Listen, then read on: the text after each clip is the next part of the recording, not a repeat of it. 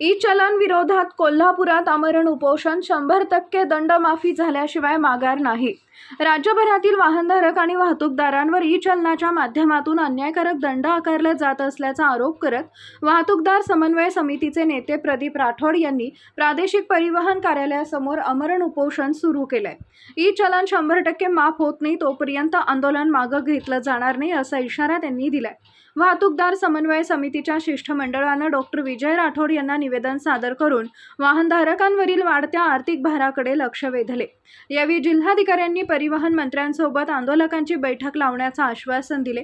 मात्र आंदोलकांनी प्रत्यक्ष व्हिडिओ कॉन्फरन्सद्वारे तातडीची बैठक घेण्याची मागणी केली आहे।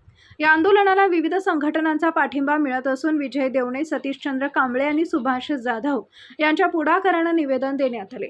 यावेळी मनोज चौगुले, राजू ढाले, दिलदार मुजावर, अशोक कोरवी, अशोक शिंदे, पंकज त्रिपाठी, रफिक रावथर, उत्कर्ष पवार, किरण शिंदे, किरण साठे, प्रवीण शिंदे यांच्यासह मोठ्या संख्येने वाहतूकदार व विविध संघटनांचे प्रतिनिधी उपस्थित होते। आंदोलकांच्या मते ई चलन प्रणालीमुळे सर्वसामान्य दुचाकी चालकांपासून ते खासगी बसधारक आणि लक्झरी वाहन मालकांपर्यंत प्रत्येक वाहनधारक आर्थिक संकटात सापडलाय।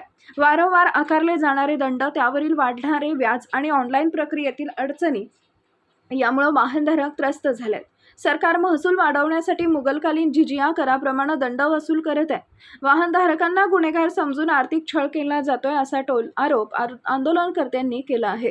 कोल्हापूर इथं सुरू असलेल्या या आंदोलनात विशेषतः खासगी बसधारकांनी सरकारच्या ई चलन धोरणाविरोधात तीव्र नाराजी व्यक्त केली।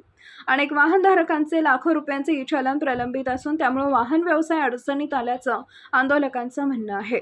सरकारने तात्काळ दंडमाफी जाहीर करून सर्वसामान्य वाहनधारकांना दिलासा द्यावा, अन्यथा आंदोलन अधिक तीव्र करण्यात येईल असा इशाराही आंदोलकांनी दिलाय।